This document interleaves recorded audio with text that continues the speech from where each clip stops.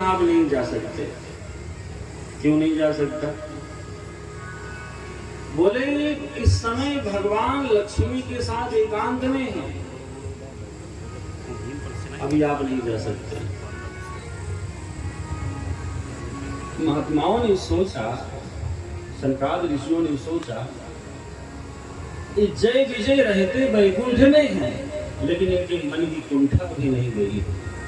कह रहे हैं भगवान लक्ष्मी के साथ एकांत में है, इनको भगवान में वासना दिखाई दे रही है। तो ऋषियों ने कहा आप कैसे बातें करते हैं, एक बार जो भगवान से पूछ लो, वो मना कर देंगे तो हम लौट जाएंगे। बोले हम नहीं जाएंगे, हमने कहा ना कि वे एकांत में है, ना हम उनसे पूछने जाएंगे और ना आपको भीतर घुसने देंगे। देखो जय विजय तो बड़ा अभिमान है, बड़ा अभिमान है। कभी कभी ऐसे ही होता है, बड़े बड़े महापुरुषों के सानिध्य में रहने वाले भी अपना उनका जो दुर्गुण होता है, जो अभिमान होता है, उसको छोड़ नहीं पाते, उनमें परिवर्तन नहीं आता है। प्रायः ऐसा देखा गया है कि अधिकारी से ज्यादा गर्मी उसकी चपरासी में होती है। तो ये सोच रहे हैं जय विजय कि हम विष्णु के द्वार पार हैं, हमारी बड़ी अहमियत है, और हमसे बिना पूछे घुसे जा रहे हैं, हमारा कोई महत्व जाने नहीं देंगे। देखो बहाना बना रहे हैं, नहीं जाने देंगे, नहीं जाने देंगे, बोले नहीं। अब ऋषियों को क्रोध आ गया, जो किसी महात्मा को परमात्मा से मिलने में बाधा पैदा करे वो तो राक्षस होता है। इनकी वृत्ति राक्षसी है, वैकुंठ में तो है लेकिन वृत्ति इनकी नहीं बदली। श्राप दे दिया, जाओ राक्षस हो जाओ। और भगवान को जो पता चला, भगवान भाग करके आए, अरे महाराज ये आपने क्या किया, छोटी सी बात के लिए इतना बड़ा श्राप दे दिया। महाराज कुछ उपाय करो, ये श्राप झूठा हो जाए। भगवान ने, ऋषियों ने कहा महाराज अब जो हमारे मुख से निकल गया सो तो होगा, लेकिन आप जब कहते हो तो कोई बात नहीं, थोड़ा संशोधन कर देते हैं। एक दोनों राक्षस तो बनेंगे लेकिन हमेशा हमेशा राक्षस नहीं रहेंगे, मात्र 3 जन्मों तक राक्षस होंगे, और ऐसे वैसे राक्षस नहीं होंगे, बड़े बलवान राक्षस बनेंगे, सारी दुनिया को हिला के रख देंगे, और आपके हाथ से ही इनकी मृत्यु होगी। 3 जन्मों के लिए श्राप को सीमित कर दिया। तो यही जय विजय सतयुग में हिरणाक्ष और हिरण्यकशिपु बनते हैं, और हिरणाक्ष का वध करने के लिए भगवान का 12 अवतार हुआ, हिरण्यकशिपु के वध के लिए भगवान नरसिंह अवतार लेते हैं।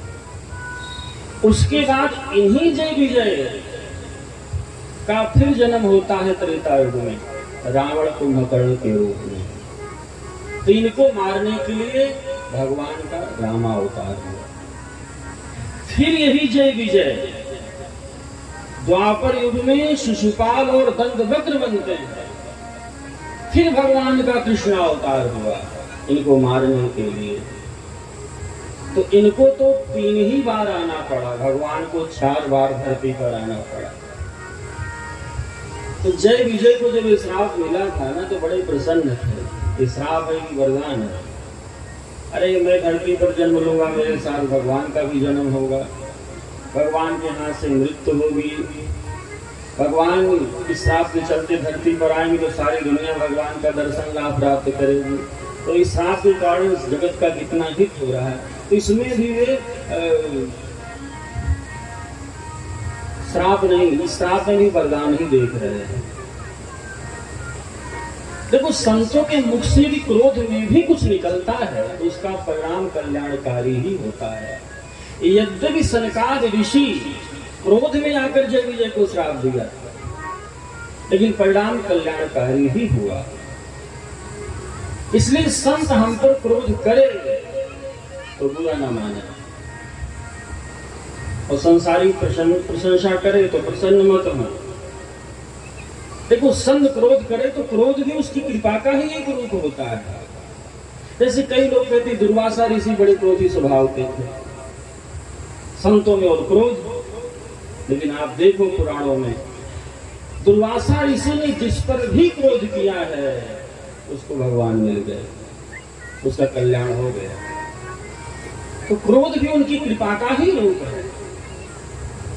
तो सनक सनंदन सनातन सनत कुमार चारों भैया जिनको सनकादि ऋषि कहते हैं, श्राप दिया है। तो जय विजय त्रेता युग में रावण कुंभकर्ण हुए, तो उनको मारने के लिए भगवान का रामावतार होता है। रामावतार का एक कारण किया, दूसरा कारण क्या है? मुख्य 5 कारण बताए गए हैं मानस में, 5 कल्पों की तरह।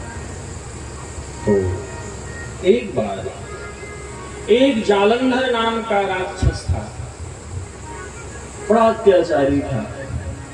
भगवान शिव उससे युद्ध करते हैं, लेकिन उसको मार नहीं पा रहे हैं। तो भगवान विष्णु ने विचार किया कि शंकर जी जो संहार के देवता है, इतने दिनों से युद्ध कर रहे हैं और सफल नहीं हो रहे, ये दैत्य मर क्यों नहीं रहा है? भगवान ने पता लगाया तो पता चल गया। क्या बोले? जालंधर राक्षस की पत्नी वृंदा और पतिव्रता थी, और उसका पतिव्रत उसको बचा रहा था, वही कवच बना हुआ था। तो भगवान ने विचार किया कि जालंधर राक्षस अपनी पत्नी वृंदा के सतीत्व से शक्ति पा करके इतना शक्तिशाली हो गया है कि इसको मारना असंभव हो गया है। और न जाने कितनी स्त्रियों का सतीत्व भंग कर रहा है, उनके साथ दुर्व्यवहार कर रहा है। पातिव्रत तो धर्म है, लेकिन ये जो जालंधर है ये तो मूर्तिमंत अधर्म का प्रतीक है, क्योंकि अधर्म में लिप्त रहता है। और जब धर्म अधर्म का कवच बन जाए, जब धर्म अधर्म को बचाने लग जाए, तो वैसे धर्म पर भी प्रहार जरूरी हो जाता है। भगवान ने सोचा कि मैं एक को देखूं कि सारी दुनिया को देखूं, तो वेश बदल करके भगवान ने छल पूर्वक वृंदा के पतिव्रत धर्म को खंडित कर दिया, और फिर जालंधर राक्षस मारा जाता है। और वृंदा को जब पता लगा कि भगवान ने हमारे साथ छल किया, मेरा पातिव्रत धर्म भंग कर दिया, क्रोध आ गया, भगवान को श्राप दे दिया। जैसे आपने मेरे साथ छल किया है, वैसे ही एक जन्म में मेरा पति जालंधर रावण बनेगा और तुम्हारी पत्नी से भी छल करेगा। सीता हरण उसी का ही परिणाम था। एक कल्प में यही जालंधर ही रावण बनता है और छल पूर्वक सीता का हरण किया। तो ये रामावतार का दूसरा कारण है, वृंदा का श्राप। तीसरा कारण, बोले एक बार नारद जी ने भगवान को श्राप दिया था, उस श्राप के चलते भगवान का अवतार हुआ। एक बार मनु और शत्रुपा ने बहुत कठोर तपस्या करी थी। भगवान बोले क्या वरदान चाहिए? तो मन शत्रुपा ने कहा, दान शिरोमणि कृपानिधि सत्य कहूं सतभाव, चाहे तुम्हीं समान सुत प्रभु सन कवन दुरार। चाहे तुम्हीं समान सुत प्रभु सन कवन दुरार। मनु महाराज ने कहा, मुझे आप जैसा पुत्र चाहिए, चाहे तुम्हें समान सुत। तो भगवान चक्कर में पड़ गए, सोचा मेरे समान तो कोई दूसरा है ही नहीं। न तस्य प्रतिमास्ति, भगवान के समान कोई दूसरा हो ही नहीं सकता। इंसान कितना भी महान हो जाए लेकिन कभी भगवान नहीं बन सकता है। लेकिन बहुत ऐसे लोग संसार में वो भगवान बनने की फिराक में रहते हैं, अपना ऐसा प्रचार करवा देंगे, हाँ भगवान का अवतार हो गया, आ जाओ दुनिया वालों, और सबको मूर्ख बनाते रहते हैं। इंसान कभी भगवान नहीं बन सकता है। जीव ईश्वर का अंश है, ईश्वर नहीं है, ईश्वर अंश जीव अविनाशी। तो भगवान ने सोचा कि मनु महाराज तो चाहते हैं कि मेरे समान पुत्र मिले, पर मेरे समान में कोई दूसरा है ही नहीं। तो भगवान ने कह दिया कि मैं ही तुम्हारे यहाँ बेटा बन करके आऊंगा। और फिर यही वंशद्रूपा दशरथ कौशल्या बनते हैं, उनके घर भगवान का राम अवतार है। एक बार एक प्रतापभान नाम का राजा था, बड़ा ही धर्मात्मा था, लेकिन एक नकली साधु के कुसंग में पड़ गया। और परिणाम यह था कि उसका पतन हो जाता है। कौन कुसंगति पाई न साई। देखो, प्रतापभान ने एक नकली साधु को असली साधु समझ लिया, एक तो नहीं। यदि हम किसी नकली साधु को असली समझ लेंगे तो खतरा है, अथवा असली को नकली भी समझ लेंगे तब भी खतरा है। भागवत में कथा आती है ना, महाराज परीक्षित जब भूख प्यास से व्याकुल होकर के शमीक महाराज के आश्रम में प्रवेश किए, तो शमीक महाराज बैठे थे समाधि में, और परीक्षित को लगा कि मृषा समाधि, इसकी समाधि झूठी है। ये जानबूझकर आंख बंद कर लिया, सोचता है राजा की सेवा के चक्कर में कौन पड़े। ये नकली महात्मा लगता है, एक मरा हुआ सर्प ला करके गले में लपेट दिया। महात्मा जी असली थे, समाधि भी उनकी असली ही थी, और उसका परिणाम कितना भयानक आता है। यदि असली संत को, असली साधु को, असली महात्मा को नकली समझ लिया तो खतरा है, और नकली को असली समझ लिया फिर भी खतरा है। देखो, रावण गया था साधु का वेश बनाकर सीता के पास में, और सीता जी ने समझ लिया जरे सच्चा साधु है। परिणाम क्या हुआ? हरण हो गया। इसलिए आंख मूंद करके किसी के प्रति श्रद्धा नहीं करनी चाहिए, और विशेषकर इस कलियुग में। तो प्रतापभान ने एक नकली को असली समझ लिया, उसकी कुसंग में पड़ गया। हम सत्संग करें, कदाचित सत्संग नहीं भी कर सकते हैं, तो कुसंग तो कभी करना ही नहीं चाहिए। यह अवसर फिर नहीं मिलने का, सत्संग करो, सत्संग करो। यह अवसर फिर नहीं मिलने का, सत्संग करो। तो हमें सत्संग करना चाहिए, कुसंग नहीं है। प्रतापभान ने कुसंग किया, एक नकली साधु का तो पतन हो गया। कौन कुसंग दिपाई न साई। यही प्रतापभान एक कल्प में रावण बनता है, ब्राह्मणों के साथ ही कारण। और उसका जो भाई था आर्यमर्दन, वह कुंभकर्ण बनता है। उसका एक मंत्री था धर्मरुचि, वो विभीषण बनते हैं। कहते हैं रावण, कुंभकर्ण और विभीषण बाल्यावस्था से ही तपस्या प्रारंभ कर दिए,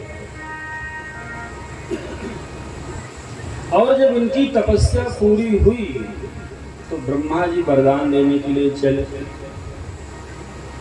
लेकिन जब चले तो उनके मन में विचार आया कि मुझे शंकर जी को भी साथ में ले लेना चाहिए। तो गए और उनको भी साथ में लिया।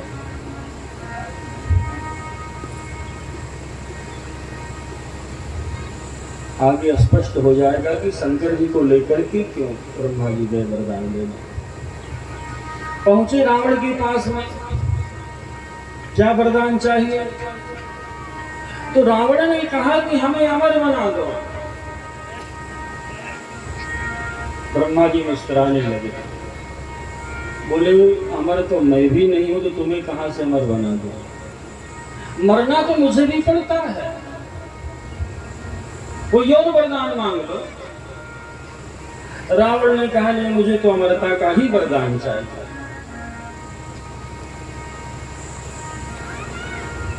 हम काहू के मरही न मारे, किसी के मारने से हमारी मृत्यु ना हो, मैं अमरता का वरदान चाहता हूं। देखो, रावण साक्षात महाकाल को देख रहा है। शंकर जी को लेके गए ब्रह्मा जी, और शंकर जी कौन है? करालं महाकाल, कालं कृपालं, गुणागार संसार, पारं नतोऽहं नमामि शमीशान, निर्वाण रूपं युगं व्यापकं ब्रह्म, वेदस्वरूपं नमामि शमीशान। करालं महाकाल, कालं कृपालं। भगवान शंकर महाकाल है। महाकाल को रावण देख रहा है, लेकिन फिर भी कह रहा है कि मुझे अमर बना दो। काल को देख करके भी अनदेखा कर रहा है। अब कुछ उनकी बात नहीं, हम लोग में भी बहुत ऐसे होते हैं। हम देखते हैं लोग काल का ग्रास बन रहे हैं, इस दुनिया से उठ करके जा रहे हैं, लेकिन सोचते हैं हम थोड़ी मरेंगे, मरते तो दूसरे। भीतर बात बैठती ही नहीं कि हमको भी संसार से जाना है। हम पाप में डूबे रहते हैं, राग रंग की दुनिया में डूबे रहते हैं, सोचते हैं कि हम परमानेंट नहीं रहेंगे, मरते तो दूसरे। भले ही देख रहे हैं लोग काल के ग्रास बन रहे हैं, फिर भी अनदेखा करते हैं। लेकिन काल तो सबका आता है। आता क्या है? हर क्षण जीव काल के गाल में समा रहा है। हर क्षण मृत्यु हो रही है। देखो, धीरे धीरे हमारा बचपना चला जाता है। कहाँ गया बचपना? बचपना मर गया, काल के गाल में चला गया। जवानी आई, जवानी भी हर क्षण जा रही है। हर क्षण व्यक्ति काल के गाल में सरक रहा है। देखो, इसलिए इसको संसार कहा गया है। संस्कृति इति संसार, यहाँ सब कुछ सरक रहा है, इसलिए संसार। धीरे धीरे बचपना सरक जाता है, जवानी भी धीरे धीरे सरक वो भी चली जाती है, तो बुढ़ापा आ जाता है, और धीरे धीरे व्यक्ति सरक रहा है, हर क्षण सरक रहा है। एक दिन पूरी तरह से सरक करके काल के गाल में चला जाता है, लेकिन फिर भी काल की उपेक्षा करता है, अनदेखा करता है, सोचता है नहीं, हम नहीं जाएंगे, हम तो यहीं रहेंगे। तो रावण देख रहा है, साक्षात शंकर जी खड़े हैं, महाकाल खड़ा है, मृत्यु का स्वामी खड़ा है, फिर भी कह रहा है कि हमारी मृत्यु न हो, अमर बना दो। ब्रह्मा जी ने कहा मरना तो मुझे भी पड़ता है, कोई और वरदान मांग लो।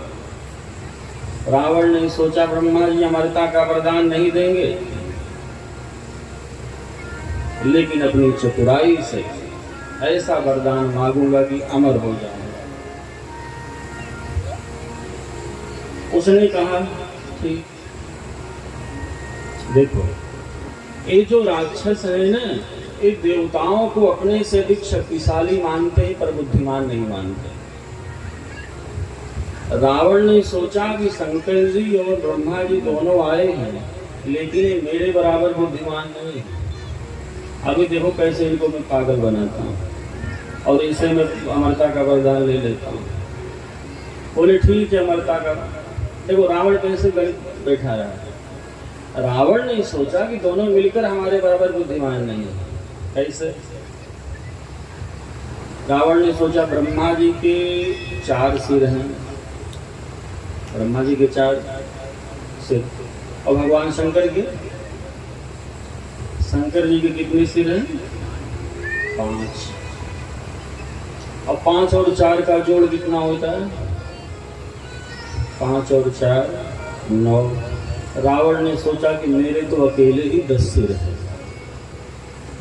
मतलब मैं इन दोनों से अधिक बुद्धिमान हूँ। दोनों मिलाकर 9 ही है, हमारे तो 10 है।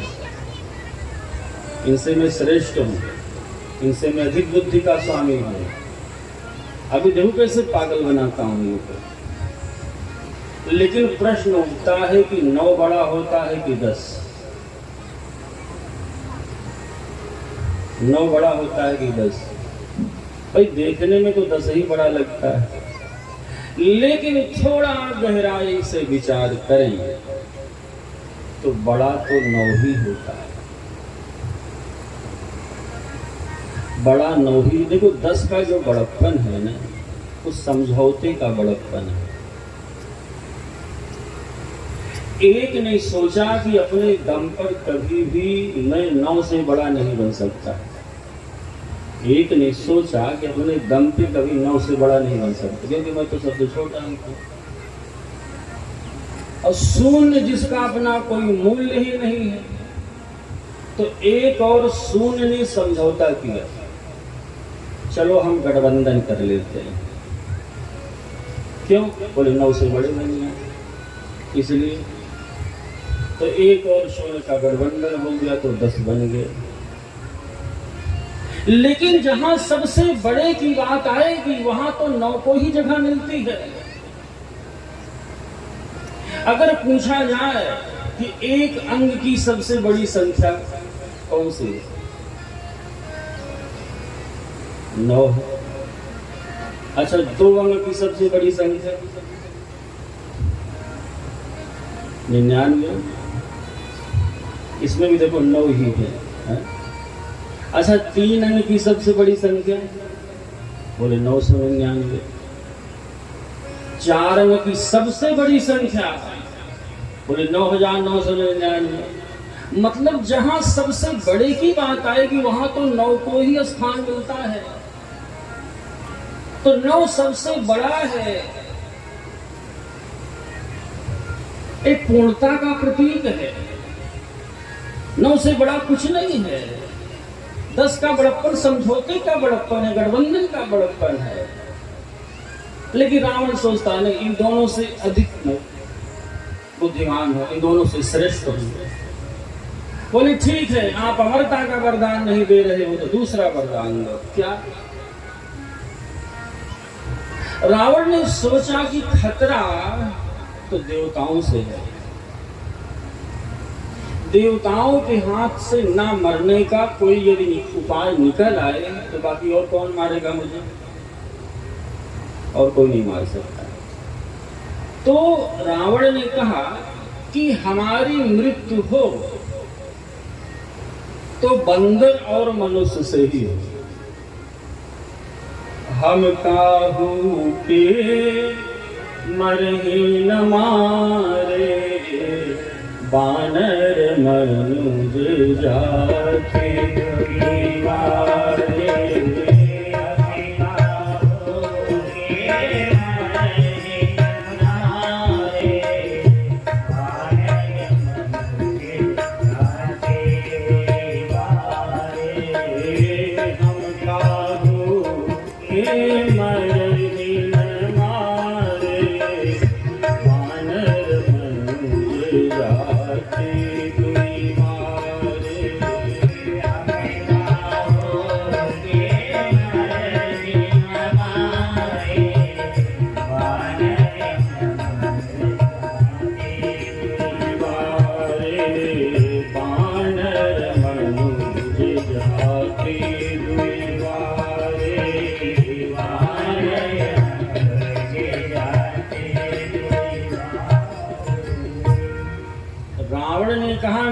मृत्यु हो तो बंदर और मनुष्य से ही हो।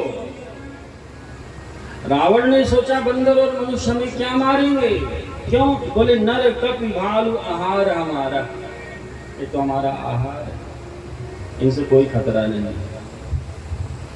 ब्रह्मा जी ने तथास्तु कह दिया।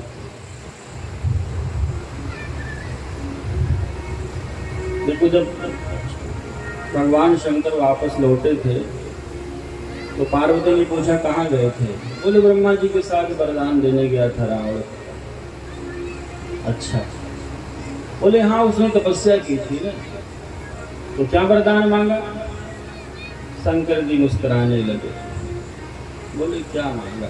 बोले नहीं नहीं, फिर भी बताइए क्या? बोले उसने मृत्यु मांगी।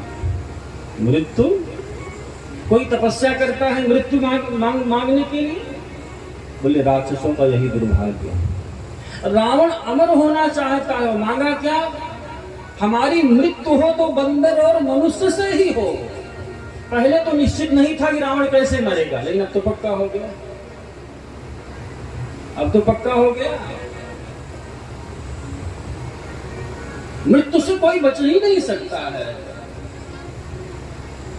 जिस समय दुर्योधन के सभी भाई महाभारत युद्ध में मारे गए, गंधारी तो विचलित हो गई, दुर्योधन को बुलाया। बोले बेटा, हमारे सारे पुत्र मारे गए, लेकिन मैं तुझे नहीं खोना चाहती। मेरी आंखों में सतीत्व की शक्ति है। कल पूजा के समय तुम मेरे पास आना, मैं अपने आंख की पट्टी खोलूंगी और जहां जहां भी तुम्हारे शरीर पर हमारी दृष्टि जाएगी, तुम्हारा शरीर वज्र हो जाएगा। फिर किसी भी अस्त्र और शस्त्र का प्रभाव तुम्हारे शरीर पर नहीं पड़ेगा। मैं अपने जीवन भर की साधना, अपने जीवन भर की तपस्या, जीवन भर की जो सतीत्व की शक्ति है बेटा, मैं तुझे अमर बनाने में लगाना चाहती हूँ। ठीक है माँ। दुर्योधन तो बड़ा प्रसन्न हुआ, लेकिन माँ ने कहा बेटा एक काम करना। क्या? बोले नंगे होकर आना। नंगे होकर कल पूजा के समय मेरे पास आना, आंख की पट्टी खोलूंगी, जहां भी शरीर पर तुम्हारी दृष्टि जाएगी शरीर वज्र हो जाएगा। दुर्योधन बड़ा प्रसन्न। सुबह हुई, गंधारी पूजा में बैठी है और दुर्योधन नंगा होकर चल। लेकिन चला ही था, इतने में नारद जी आ गए। नारद को देखा तो शर्म के मारे बैठ गए। नारद जी हंसने लगे, बोले अरे दुर्योधन ये क्या हाल बना रखा है? सारी बात दुर्योधन ने बताई। तो नारद जी ने कहा कि चलो ठीक है, लेकिन ये बताओ कि तू बड़ा हो गया है, कोई बच्चा तो है नहीं, ऐसे माँ के सामने जा रहा है, तुझे तनिक शर्म भी नहीं आ रही? अरे कम से कम कटी भाग में तो थोड़ा सा वस्त्र पहन ले, कमर में तो थोड़ा वस्त्र धारण कर ले। चलो माँ अपने सतीत्व से तुम्हारे पूरे शरीर को वज्र बना देगी, तो शरीर का थोड़ा भाग कच्चा भी यदि रह गया तो क्या फर्क पड़ता है? इतना बड़ा गदाधर है, इतना बड़ा महारथी है, क्या शरीर के थोड़े से भाग की तो रक्षा नहीं कर पाएगा? दुर्योधन ने सोचा नारद जी ठीक कह रहे हैं, तो अपनी कमर में थोड़ा सा कपड़ा पहन लिया, माँ के पास पहुंचा। आ गया बेटा? बोले हाँ। और जैसे गांधारी ने आंख की पट्टी खोली और जहां जहां भी दृष्टि गई दुर्योधन का शरीर वज्र हो गया, लेकिन जहां पर उसने वस्त्र पहन रखा था वो भाग कच्चा रह गया। गया था अमर होने के लिए, लेकिन वहां से मृत्यु लेकर के लौटा। पहले तो पता नहीं था कि दुर्योधन का कौन सा भाग कच्चा है, प्रहार कहाँ करना चाहिए। अब तो पता चल गया ना सब। तो कोई अमर हो ही नहीं सकता है हमारा, मरना तो सबको ही पड़ता है, इसलिए तो गाते हैं केवल परमात्मा ही शाश्वत है, बाकी तो सबको जाना पड़ता है। तो मृत्यु से कोई बच नहीं सकता, काल से कोई बच नहीं सकता है। रावण भी काल से बचना चाहता था, लेकिन वरदान मांगता है हमारी मृत्यु हो तो बंदर और मनुष्य से हो। ब्रह्मा जी ने तथास्तु कह दिया। उसके बाद जाते हैं कुंभकर्ण के पास में। क्या वरदान चाहिए? कुंभकर्ण 6 महीने का जागरण और 1 दिन की निद्रा चाहता था। तो जागरण क्यों चाहता था? क्योंकि उसका भोजन बहुत अधिक था। कुंभकर्ण सोचता था जागता रहूंगा तो खाता रहूंगा, पर ब्रह्मा जी को पता चल गया कि क्या मांगना चाहता है, और जो मांगना चाहता है इसने मांग लिया ना, तो संसार में भूखमरी फैल जाएगी। जो भी खाने की चीजें हैं सब यही खा जाएगा, बाकी के लोग क्या खाएंगे? तो सृष्टि ही संकट में पड़ जाएगी। इसलिए सोता रहे तो अच्छा है। तो सरस्वती का आवाहन किया और उनको समस्या बताई, बोले ऐसी ऐसी बात है, तुम कुछ करो। ठीक है महाराज। तो कुंभकर्ण के ऊपर सरस्वती माता ने अपना जादू चला दिया। तो योजना तो बना रखा था कि ब्रह्मा जी से मैं 6 महीने का जागरण और 1 दिन की निद्रा मांगूंगा, लेकिन ऐन वक्त पर उसकी जबान पलटा खा गई। क्या चाहिए? उल्टा बोल गया। बोले 6 महीने की निद्रा और 1 दिन का जागरण। ब्रह्मा जी ने कहा तथास्तु। फिर कुंभकर्ण सिर पकड़ के बैठ गया, क्या मांग लिया, पर वरदान मिल चुका है। उसके बाद गए विभीषण के पास में। क्या चाहिए? तेहि मांग्यो भगवंत पद, कमले अमले अनुराग।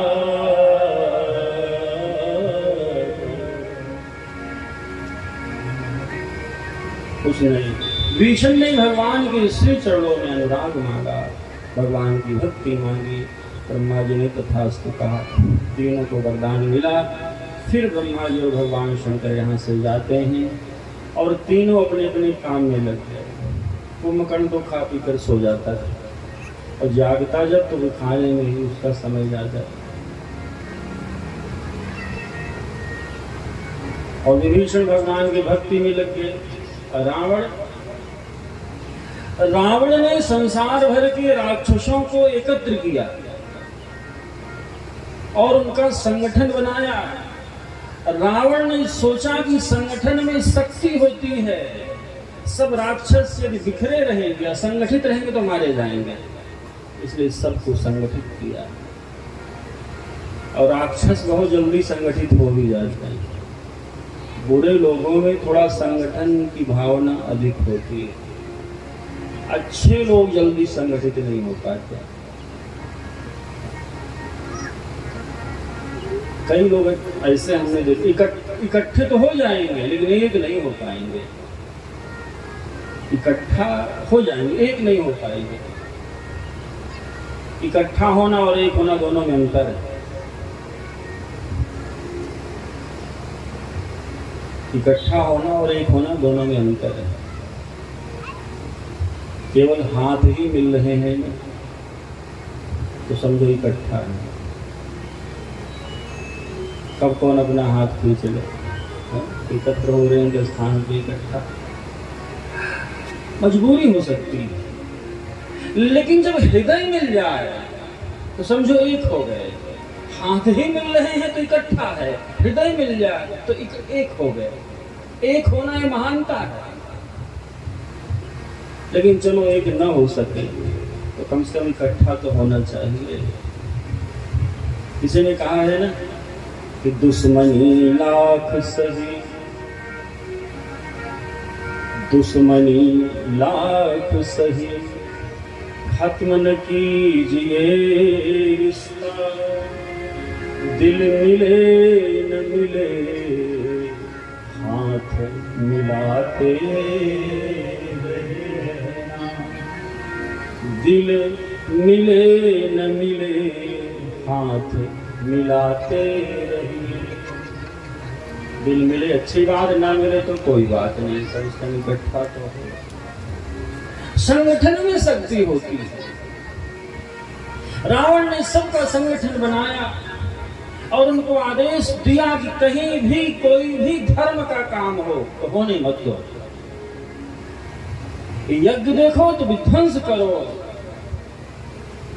पूजा पाठ कोई कर रहा है विघ्न डालो, कथा पुराण भागवत आदि होने मत दो, मंदिर गिराओ, वही काम करो जिससे धर्म समाप्त हो जाए। सब राक्षस बिखर गए।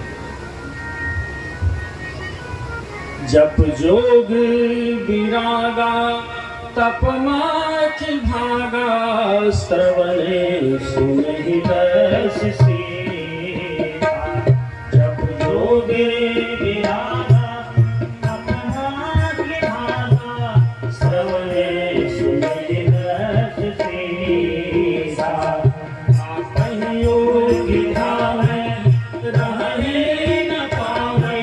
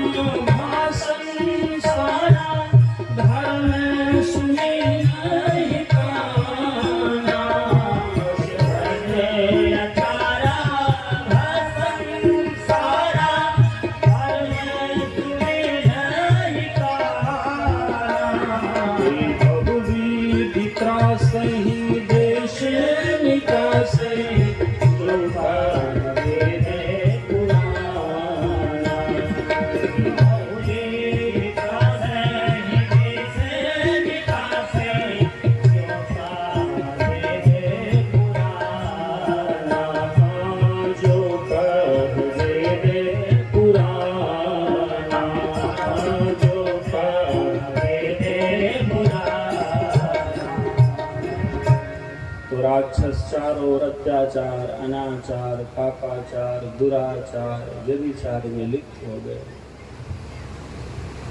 तुलसीदास जी कहते हैं धरती पर इतना पाप बढ़ गया, इतना पाप बढ़ गया कि धरती माता व्याकुल हो गई।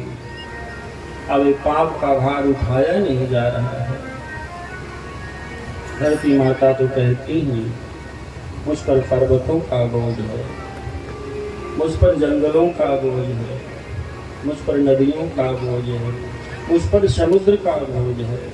सारा बोझ, सारा भार मैं प्रसन्नता पूर्वक उठा सकती हूँ, लेकिन पापी का भार मेरे लिए असहनीय हो जाता है। कौन भूमि से भारी? बोले पाप भूमि से भारी। पाप का भार धरती माता के लिए बड़ा ही पीड़ादायी होता है। धरती माँ व्याकुल हो गई, क्या करूं, कहाँ जाऊं, किससे से निवेठा कहूं। फिर जाती हैं ऋषि मुनियों के पास और रो रो करके अपना कष्ट सुनाया है। धेनु रूप धरी हृदय बिचारी, गई तहाँ जहाँ सुर मुनि निज संताप सुनाए सिरोई, काहू ते कछु काज न होई। धरती माता गाय के रूप में रोते हुए ऋषि मुनियों को अपनी व्यथा सुनाई है। ऋषि मुनियों की आंख भर आई। बोले माँ, मैं आपकी कोई सहायता नहीं कर सकता। रावण आदि राक्षसों से हम स्वयं ही दुखी हैं, स्वयं संतरस्त हैं। जहाँ तहाँ गुफाओं में छिप छिपा करके अपना भजन करते हैं, साधना करते हैं। क्या करेगा? तो अब कहाँ जाएं? निर्णय हुआ चलते हैं देवताओं के पास में। तो सब संत महात्मा और धरती माता देवताओं के पास पहुंच गए। उनसे भी समस्या कहते हैं, लेकिन देवताओं ने भी कह दिया हमारे बस की बात नहीं है कि मैं राक्षसों को मार सकूं। अब कहाँ चले? बोले जिसने संसार बनाया है उसके पास चलना चाहिए। ब्रह्मा जी ने संसार को बनाया है, तो इसी संसार में रावण आदि राक्षस भी हैं। जब सब उन्होंने बनाया है तो राक्षसों को भी उन्होंने ही बनाया होगा, और जब बनाया है तो उनको बिगाड़ भी सकते हैं। इसलिए हमें ब्रह्मा जी की शरण में चलना चाहिए। तो सारे देवता, सारे ऋषि मुनि और धरती माता सब चल पड़े ब्रह्मलोक की ओर। सुर मुनि गंधर्वा मिलकर सरवा गए विरंच के लोका, संग को तनु भाई हो मिल जाई, परम विकल भय सोगा। ब्रह्मा सब जाना मन अनुमाना, सब जाना मन अनुमाना, हमरे कछु न बसाई, जाकर कैलाशी जो अविनाशी, हमरे तोरे सहाय, जाकर कैलाशी सो अविनाशी, हमरे तोरे सहाय। तो सब ब्रह्मा जी के पास पहुंचे हैं और उनसे कहा, महाराज आपने संसार तो बना दिया, लेकिन कभी संसार की खबर लेने भी जाते हो कि वहाँ लोग कैसे रहते हैं? ब्रह्मा जी ने कहा, क्या हुआ? बोले, महाराज रावण आदि राक्षसों से सारी दुनिया बहुत दुखी है, हम आपकी शरण में आए, आप इन राक्षसों का संहार करें। ब्रह्मा जी ने कह दिया, हमारे कछु न बसाई, ये हमारे बस की बात नहीं है। बोले, संसार किसने बनाया? बोले, मैंने बनाया। रावण को किसने बनाया? बोले, मैंने बनाया। उनको वरदान किसने दिया? बोले, मैंने दिया। बोले, सब कुछ आपने किया और कहते हो हमारे बस की बात नहीं है? बोले, हमारे बस की बात नहीं है। तो बनाया क्यों? ब्रह्मा जी ने कहा कि सबको लगता है कि मैंने संसार बनाया, लेकिन मैं तो केवल निमित्त, वास्तव में बनाने वाला तो कोई और है। मुझे जैसे प्रेरणा देता है तदनुसार मैं इस सृष्टि की रचना करता हूं। देखो ब्रह्मा जी कौन है? ब्रह्मा जी विराट ब्रह्म की बुद्धि है, समष्टि की बुद्धि है ब्रह्मा। जैसे हमारी बुद्धि है, हमारी बुद्धि छोटी छोटी चीजें बनाती है। जैसे माइक है, बुद्धि ने बनाया है, मोबाइल फोन है, मोटर गाड़ी, जो भी है सब बुद्धि ने ही तो बनाया है।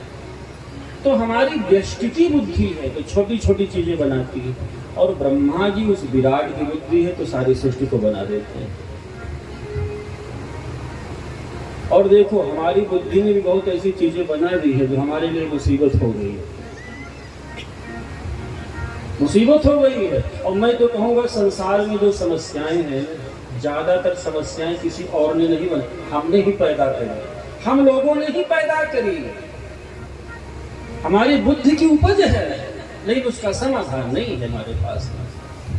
तो ब्रह्मा जी ने कहा कि वो परमात्मा जैसे प्रेरित करता मैं वैसा करता हूँ, पता नहीं ये सब कैसे हो गए, लेकिन समाधान नहीं है। राक्षसों को मैं मार नहीं सकता। अरे मारना तो दूर की बात है, मैं स्वयं ही रावण आदि राक्षसों से दुखी हूँ। आप भी दुखी हैं, आपने बनाया और आप स्वयं ही दुखी हैं। बोले हाँ।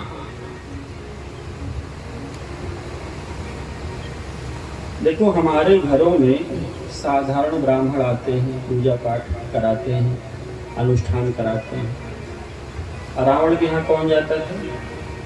बोले ब्रह्मा जी जाते हैं, और डर के मारे जाते थे। कोई रावण ब्रह्मा जी को लेने नहीं जाता था कि चलो हमारे घर अनुष्ठान करना। किसी नौकर को भेज देता, जाओ और ब्रह्मा को बोलो हमारे यहाँ अमुक अनुष्ठान है, आकर के करे। और ब्रह्मा जी जैसे सुनते तो सारा काम छोड़ करके भागे भागे जाते, डर के मारे। वेद पढ़ई विधि शंभु सभीत पूजावन रावण के घर आवे। आप स्वयं दुखी हो, बोले ना। देखो किसी ने किसी चीज की रचना करी है, यदि वह सोचे कि उसके प्रभाव से बच जाए तो बच नहीं सकता। जैसे मान लीजिए एक वैज्ञानिक है, परमाणु बम बनाता है, सरलता से समझे। एक वैज्ञानिक, एक साइंटिस्ट परमाणु बम बनाता है। जिस समय वह बम विस्फोटित हो और जिस वैज्ञानिक ने उसे बनाया है, यदि वह उसके प्रभाव क्षेत्र में है तो उसके पास में, तो क्या बम पहचानेगा क्या कि इसने मुझे बनाया है, कम से कम इसको तो छोड़ दे? नहीं, वो भी मारा जाएगा, हालांकि उसने उसको बनाया है। ब्रह्मा जी ने कहा रावण को मैंने ही बनाया, लेकिन मैं स्वयं उससे दुखी हूं। एक इंजीनियर कार बनाता है, कार सड़क पर दौड़ी चली जा रही है और जिसने उसे बनाया है वह रास्ते में आ जाए तो क्या कार पहचानेगी कि अरे इसने तो मुझे बनाया है, इसको नहीं कुछ लेंगे ना, सामने आएगा तो उसको भी कुछ लेंगे। ब्रह्मा जी ने कहा कि रावण हमें ही को चलने को तैयार है, मैं स्वयं ही दुखी हूं, हालांकि हमने उसको बनाया है। तो महाराज रावण मरेगा कैसे? ब्रह्मा जी ने कहा भाई हमारे बस की बात तो नहीं, लेकिन उपाय बता सकता हूं। तो ठीक है, उपाय बताना। जाकर थे दासी सो अविनाशी, हमरे हो तोर सहाय। केवल भगवान ही इन राक्षसों को मार सकते हैं। सब देवता खुश हो गए, ऋषि मुनि, धरती माता सब प्रसन्न। ब्रह्मा जी ने उपाय बता दिया कि भगवान ही राक्षसों को मारेंगे, लेकिन भगवान मिलेंगे कहाँ? भगवान कहाँ मिलेंगे? सब आपस में चर्चा कर रहे हैं। कुछ देवताओं ने कहा भैया मैंने तो सुना है, हमने तो सुना है भगवान वैकुंठ में रहते हैं, सो वैकुंठ चलो। और कुछ देवताओं ने विरोध किया, बोले नहीं नहीं हमारी मान्यता अलग है। तो तुम्हारी मान्यता क्या है? बोले हमारी मान्यता है कि भगवान गोलोक में रहते हैं, वहाँ चलो। कुछ ने कहा नहीं नहीं भगवान तो क्षीर सागर में रहते हैं। देखो नास्तिक उतना नहीं लड़ते जितना आस्तिक लोग लड़ते हैं। कोई कहता यहाँ चलो तो भगवान मिलेंगे, कोई कहता वहाँ चलो। कहाँ चले?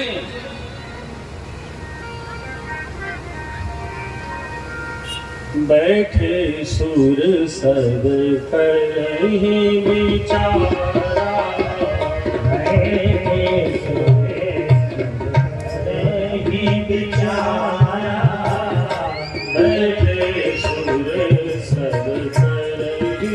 विचारा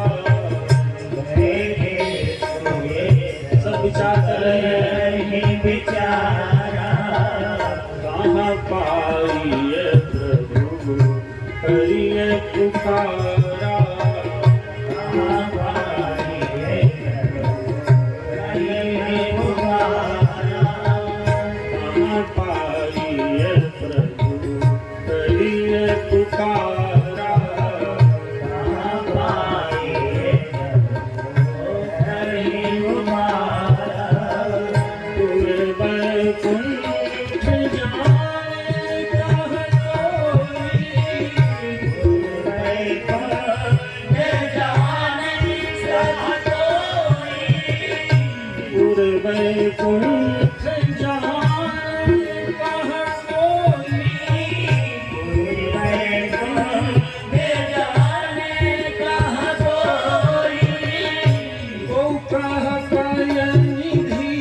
बस प्रभु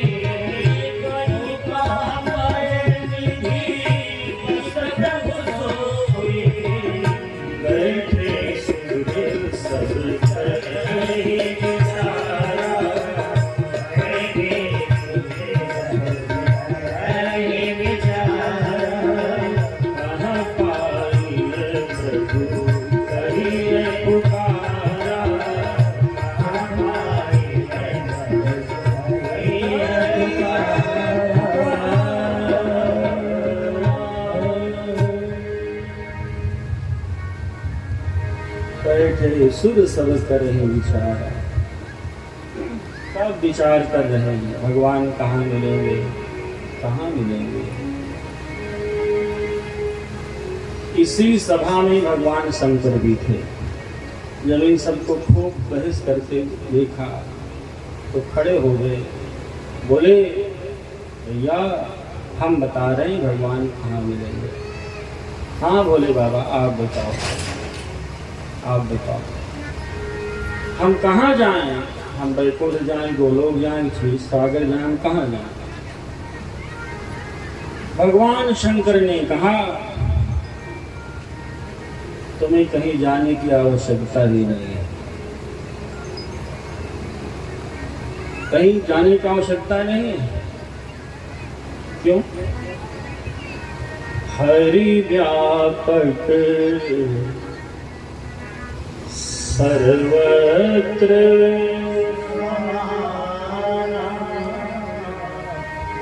प्रेम ते प्रगट हो ही नहीं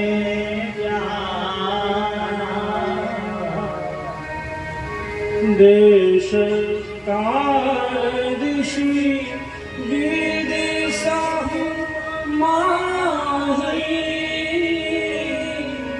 कहूँ सो कहा जहाँ प्रभु आहे,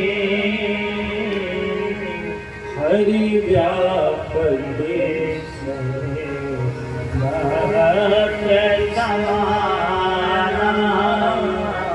भगवान शंकर ने कहा कि यदि तुम लोग सोचते हो कि भगवान वैकुंठ में ही हैं, गोलोक में ही हैं, क्षीर सागर में ही हैं, तो वहाँ तो है ही, लेकिन वहाँ रह कर के भी भगवान इस सृष्टि के कण कण में विराजमान है।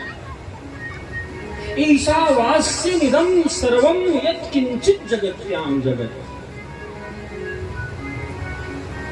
कण कण में, प्रत्येक जड़ चेतन में है। चाहे जहां ढूंढ ले बंद, कबीरदास जी कहते हैं चाहे जहां ढूंढ ले बंद, वह सर्वत्र निवास रे। वह मंदिर में, वह मस्जिद में, वह काबा कैलाश में। परमात्मा सर्वत्र है और सर्वदा है और समान रूपेण है। ऐसा नहीं कहीं भगवान कम है कहीं ज्यादा है, किसी स्थान पर भगवान कभी है कभी नहीं है। वो सर्वत्र है, वो सर्वदा है, वो समान रूपेण है। उसको देखने की दृष्टि चाहिए। है कण कण में झांकी भगवान की, इसी सूझ वाली आंख में पहचानी। तो है कण कण में झांकी भगवान की, भगवान कण कण में है। हरि व्यापक सर्वत्र समाना, शंकर जी ने ऐसा कहा। तो सारे देवता उदास हो गए। शंकर जी ने कहा क्या हुआ? देवताओं ने कहा महाराज आपकी बात सुन करके तो लगता है हमारा दुख कभी जा ही नहीं सकता। क्यों? बोले हम तो यही सोच रहे थे कि भगवान कहीं दूर बैठे हैं, हमारे दुख से अनभिज्ञ हैं, हमारे दुख के बारे में पता नहीं है। हम उनके पास जाएंगे और उनको अपना दुख बताएंगे, उनसे प्रार्थना करेंगे तो हमारा दुख दूर करेंगे राक्षसों को मार करके। लेकिन जब आप कहते हो कि भगवान सर्वत्र व्याप्त हैं, तो जब सर्वत्र हैं तो हमारे भीतर भी होंगे। बोले हाँ तुम्हारे भीतर भी हैं। जब हर जगह है तुम्हारे भीतर क्यों नहीं होंगे? तुम्हारे भीतर भी हैं। तो देवताओं ने कहा कि महाराज दुख भी हमारे भीतर है और भगवान भी हमारे भीतर है। तो जब भगवान हमारे दुख के इतना निकट है तो हमारा दुख देख भी रहे होंगे। कोई चीज हमारे निकट होगी तो दिखाई तो पड़ेगी। हमारे दुख के निकट बैठे हैं तो हमारा दुख देख भी रहे होंगे, और जब दुख देख करके हमारा दुख दूर नहीं कर रहे हैं तो लगता है कि वे चाहते ही नहीं कि हम दुख से मुक्त हों। तो जो चाहता ही नहीं कि हमारा दुख जाए उससे फिर क्या कहे भाई, उससे प्रार्थना करने का फायदा क्या है? भगवान शंकर ने मुस्कुराते हुए कहा, भैया जो परमात्मा तुम्हारे भीतर है अथवा तो जो परमात्मा बाहर है, जो परमात्मा यत्र तत्र सर्वत्र है, वो निर्गुण निराकार के रूप में है। और निर्गुण निराकार ब्रह्म तुम्हारी समस्या का समाधान नहीं कर सकता। तो बोले हरि व्यापक सर्वत्र समाना, परमात्मा सर्वत्र व्याप्त है, लेकिन इतने से समस्या का समाधान नहीं हो जाएगा। तो बोले प्रेम के प्रकट हो ही मैं जाना, वो जो प्रकट हो जाएगा ना उसका प्रकट रूप समस्या का समाधान करेगा। अच्छा बोले इसलिए प्रकट करो। जैसे दूध के कण कण में घी है, हम सब जानते हैं दूध के कण कण में घी है। अच्छा दूध में आप देखो आँख फैला करके, क्या दूध में घी दिखाई देता है? दूध में घी नहीं दिखाई देता है। चाहे कितना भी पावरफुल चश्मा लगा के देखो, दूध में घी नहीं दिखाई देता। अच्छा दूध हम पीते हैं और घी का कोई स्वाद भी नहीं मिलता, लेकिन यह सत्य है कि दूध में घी है। जो चीज आंख से नहीं दिखाई देती इसका मतलब ये नहीं कि उसका अस्तित्व नहीं है। देखी दुनिया से अनदेखी दुनिया बहुत बड़ी है। जितना दिखता है उससे न जाने कितना गुना नहीं दिखता है, लेकिन उसका अस्तित्व है। अब दूध में घी नहीं दिखता पर घी है। अब जो काम घी करेगा वो दूध नहीं करेगा। घी से आप दीपक जलाओ तो जल जाएगा, प्रकाश होगा, अंधकार दूर हो जाएगा। देखो घी में अंधकार दूर करने की क्षमता है, लेकिन कोई दूध से दीपक जलाए तो किसी दिन जला के देखना, दूध से दीपक जलेगा? नहीं जलेगा। क्यों भाई? दूध में घी है, घी से तो दीपक जल जाता है, दूध से क्यों नहीं जल रहा? उसी में तो छिपा हुआ है। हजारों लीटर दूध रुई की एक छोटी सी बत्ती को नहीं जला सकता है। क्यों? क्योंकि उसमें जो घी है वो अभी प्रकट नहीं हुआ है, वो निराकार रूप से उसमें समाया है। पहले उसको प्रकट तो करो, तो कैसे होगा? तो दूध को हम गर्म करते हैं, थोड़ा ठंडा करते हैं, जामुन डालते हैं, दही बनता है, मखानी चलाते हैं, मक्खन निकलता है, फिर उसको हम गर्म करते हैं, फिर घी मिलता है। ऐसे ही परमात्मा सृष्टि की कण कण में दिखाई नहीं देता है, लेकिन वह है, उसको प्रकट करें। प्रकट कैसे होगा? बोले प्रेम से प्रकट हो मैं जाना। ये भगवान शंकर की घोषणा है। भगवान प्रेम से ही प्रकट होते हैं। राम ही केवल प्रेम प्यारा, और कुछ नहीं, केवल प्रेम। जैसे लकड़ी के कण कण में आग छिपी है, सब जानते हैं लकड़ी में आग है। सर्दी का समय चल रहा हो, कड़ाके की ठंड पड़ रही हो और लकड़ियों का ढेर इकट्ठा करके उसके पास में बैठ जाओ, गर्माहट मिलेगी? नहीं। लकड़ी में आग है, आप एकदम निकट बैठ रहे हो, लकड़ी के ढेर के ऊपर ही चढ़ के बैठ जाओगे ना, सर्दी में ठिठुर के मर जाओगे। हालांकि आग आपके बिल्कुल निकट है, लकड़ी की कण कण में आग है।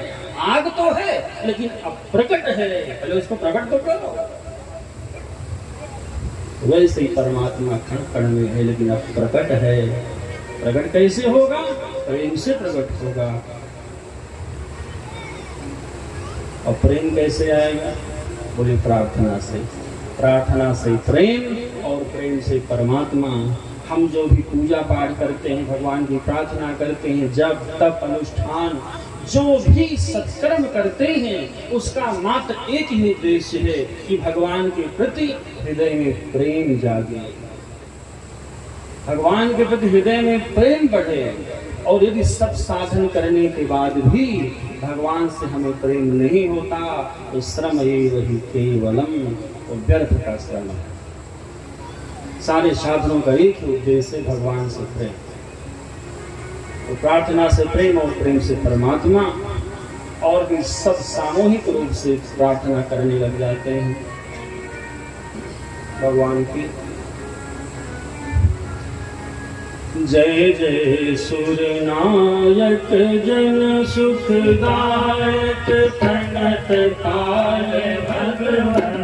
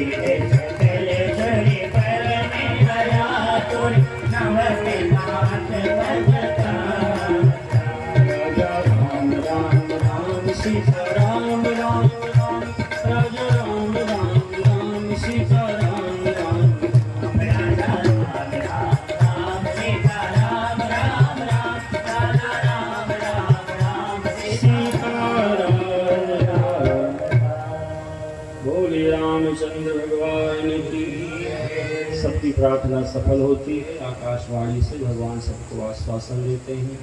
क्या आश्वासन देते हैं और किस तरह से अयोध्या में भगवान का जन्म होता है, यह प्रसंग आप शाम को सुनेंगे। रात में राम जन्मोत्सव का प्रसंग है, इसलिए व्यासपीठ से आप सबसे निवेदन, आप लोग अधिक से अधिक संख्या में राम जन्म के उत्सव में आए और समय से आए। 8 बजे कथा शुरू हो जाती है, 8 से 10 बजे तक का